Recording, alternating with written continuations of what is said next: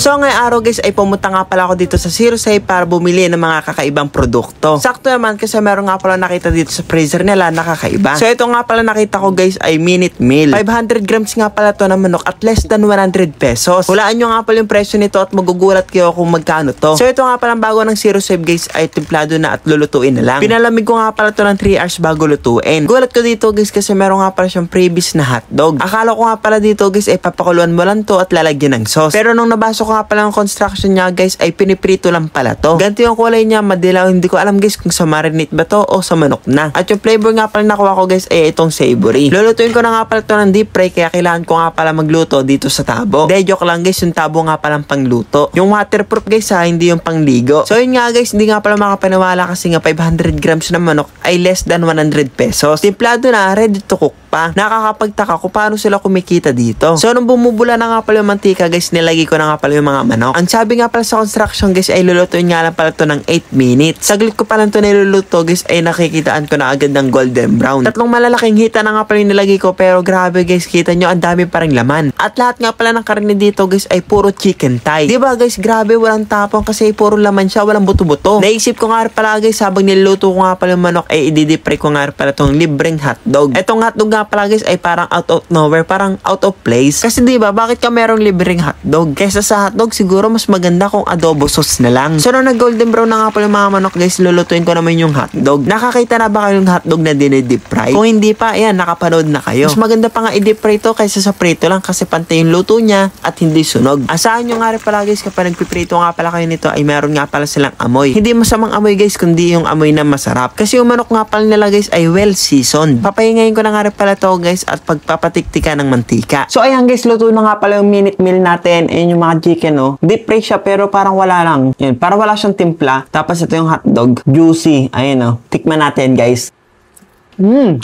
Sarap guys. Sarap. Sarap ng hotdog guys. Anong hotdog to? Anong brand to?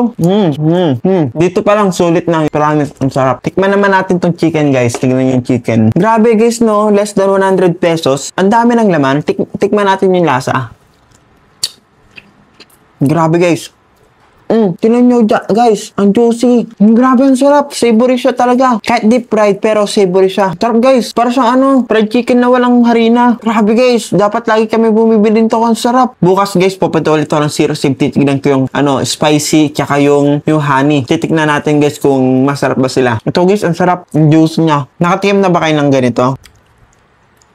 At ang hotdog nila guys, hindi ko nga alam bakit mayroong libre eh. Libre sila guys. Hindi ako makapaniwala. Akala ko sauce yun. Yung pala hotdog. Okay lang. Sarap guys. Ang creepy pa. Golden brown. Wow. Wow.